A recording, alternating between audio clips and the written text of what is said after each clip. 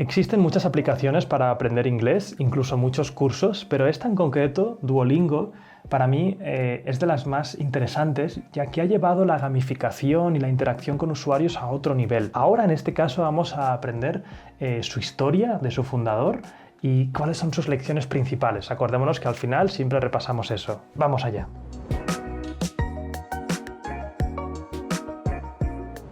¿Has tenido alguna vez problemas para aprender inglés? Son muchas las personas a las que les gustaría aprender un segundo idioma, pero estas suelen tener dificultades para encontrar un método que disfruten. Duolingo es la plataforma de idiomas más famosa del mundo, la cual ha conseguido educar gratuitamente a millones de personas y mantenerse a flote sin publicidad durante mucho tiempo. ¿Te gustaría conocer su historia y cómo ha conseguido sobrevivir todo este tiempo?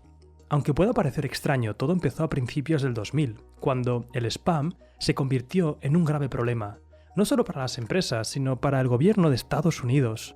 Con el auge de Internet y el uso del correo electrónico, se propagó rápidamente el correo basura a través de robots, y parecía que no había sistema para detectarlo a tiempo. Fue entonces cuando un joven matemático que estudiaba ciencias de la computación en Pensilvania, Louis von Ahn, estaba desarrollando junto a su profesor una solución. Se trataba del CAPTCHA, un programa con el que seguramente te has topado, que pide que introduzcas cadenas de letras y números borrosos para asegurarse de que eres humano. Gracias a él terminó su doctorado en 2005, consiguiendo un puesto como profesor en la universidad que le abriría la puerta a importantes contactos en el futuro. Louis se mostraba como un genio, aportando soluciones de seguridad y crowdsourcing. Este era un sistema a través del cual se externalizan un tipo de tareas que solo se pueden solucionar a partir de una gran masa de gente, trabajando en común con ordenadores. Y esta fue la idea clave de todo. En 2007, Louis inventó una nueva versión llamada reCAPTCHA, a partir de imágenes de palabras que pertenecían a viejos libros. El sistema funcionaba como su predecesor y además conseguía que millones de usuarios colaboraran en la identificación de palabras escaneadas que los programas no conseguían leer. Todo el proyecto llamó la atención de Google, que finalmente en 2009 compró el programa por más de $25 millones.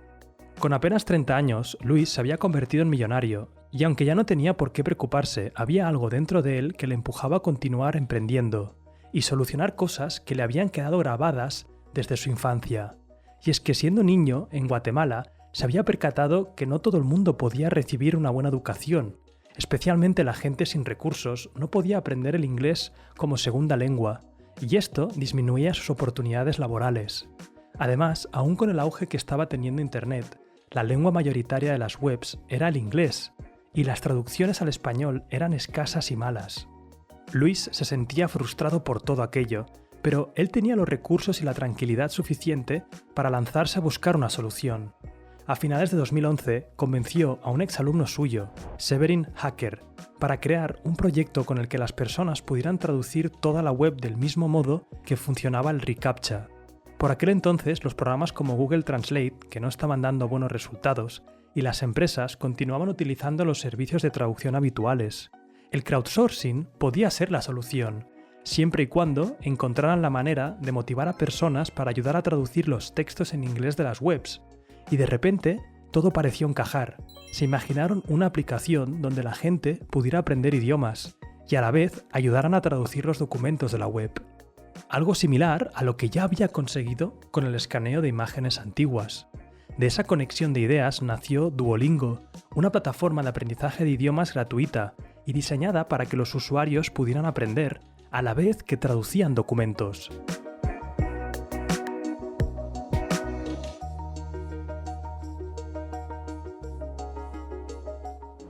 Para crear los primeros cursos, Severin y Louis leyeron una lista de libros sobre enseñanza de idiomas.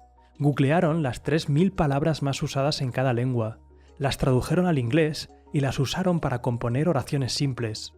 Después programaron un algoritmo que generaba lecciones en las que había que traducir oraciones, escuchar, escribir y hablar. Además, el software se podía programar para responder a los usuarios y bajar el nivel de exigencia si cometían muchos errores. Severin y Louis querían crear la mejor experiencia para aprender. Para ello se centraron en la gamificación, diseñando un sistema basado en elementos de videojuegos dirigido por Duo, un búho que acompañaba al usuario en su proceso. Además, se aplicaron diferentes elementos como la recompensa, con la que los usuarios pueden recolectar fácilmente docenas de botines completando su lección o habilidad. O la tabla de clasificación, que muestra a los usuarios cómo lo están haciendo en comparación con sus amigos. O las insignias, que muestran el grado de progreso del estudiante en su perfil. En junio de 2012, todo estaba listo, la propuesta gustaba y consiguió convencer a inversores recaudando $18.3 millones. Finalmente se lanzó con más de 300.000 usuarios registrados.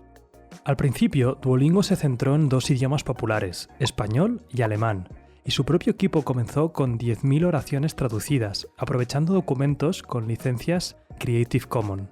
Pero ¿cómo podía sostenerse una aplicación que no tenía coste para el usuario y además sin publicidad? El modelo de negocio al principio se centraba en ganar dinero vendiendo el contenido traducido a editoriales importantes, como BuzzFeed y CNN. Para los editores, Duolingo era una solución más rentable en comparación con el estándar de la industria.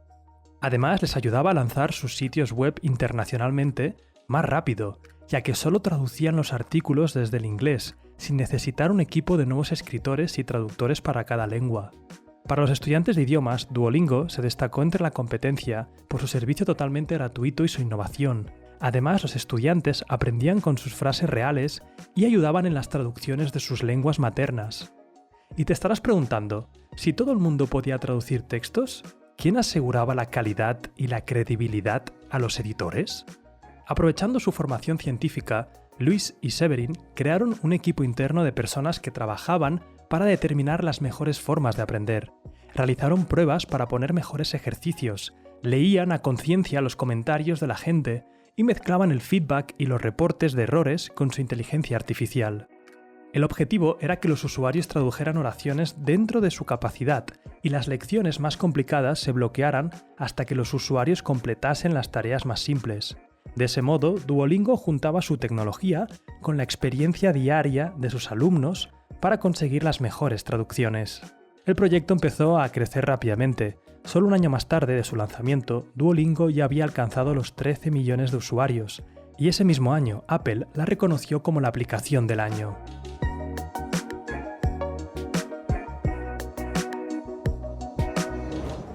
Y aunque el negocio de las traducciones parecía sostenerse, en realidad la apuesta era arriesgada.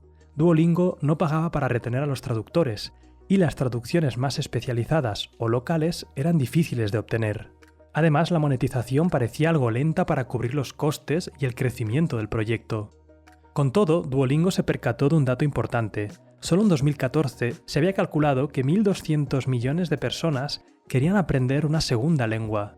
Y gracias a aquel dato, Luis y Severin decidieron dar un giro a su proyecto, enfocando todos sus esfuerzos en la enseñanza de idiomas que no se conectaran al inglés. La nueva apuesta resultó algo arriesgada, ya que hasta ese momento las traducciones eran su única fuente de ingresos por servicio, pero la plataforma había conseguido convencer al público, y a finales de 2015 había recaudado un total de $83.3 millones en inversión para sobrevivir unos años más. En 2016, Duolingo ya ofrecía 23 idiomas diferentes. Además, había desarrollado herramientas para las escuelas y lanzaba una certificación en inglés muy por debajo del coste de exámenes como por ejemplo el TOEFL. Pero en ese año, los costes empezaron a aumentar rápidamente y cada día gastaban $42.000 en sus servidores, empleados y otros gastos operativos. Además, la cifra no paraba de crecer y suponía un riesgo para toda la compañía. Había llegado el momento de un cambio en el modelo de negocio, y en poco menos de un año, todos los esfuerzos se enfocaron en insertar publicidad. Para 2017, Duolingo introdujo un anuncio al final de cada lección, buscando una forma no intrusiva a la que acostumbrar a sus usuarios. Al mismo tiempo, lanzó la versión llamada Plus, con la que los suscriptores pagan $9,99 por mes, para así poder ahorrarse los anuncios y descargarse las lecciones. Y aunque solo el 1.75% de los usuarios de Duolingo ingresó en la membresía, su base de clientes era ya tan grande que supuso unos ingresos de $36 millones en 2018. El cambio de rumbo despertó el interés de Google, que en 2019 invirtió $30 millones en el proyecto. Y para finales de 2020 está previsto que la empresa por fin genere beneficios. En la actualidad, Duolingo ya ofrece más idiomas que todos sus competidores. Incluye lenguas poco habladas como el hawaiano, navajo y gaélico, el lenguaje ficticio de Klingon de Star Trek o el Alto Valirio de la serie de Juego de Tronos, estudiado por 1.2 millones de usuarios. Además, se ha convertido en uno de los referentes de la enseñanza gamificada en aplicaciones. Sin duda, Duolingo ha revolucionado el mundo de la enseñanza de idiomas con una aplicación que ha cambiado la forma de aprender. Además, ha conseguido mantener su gratuidad desde sus inicios, cumpliendo con la visión que tenían sus fundadores, que todo el mundo, sin importar su situación, pueda aprender una segunda lengua.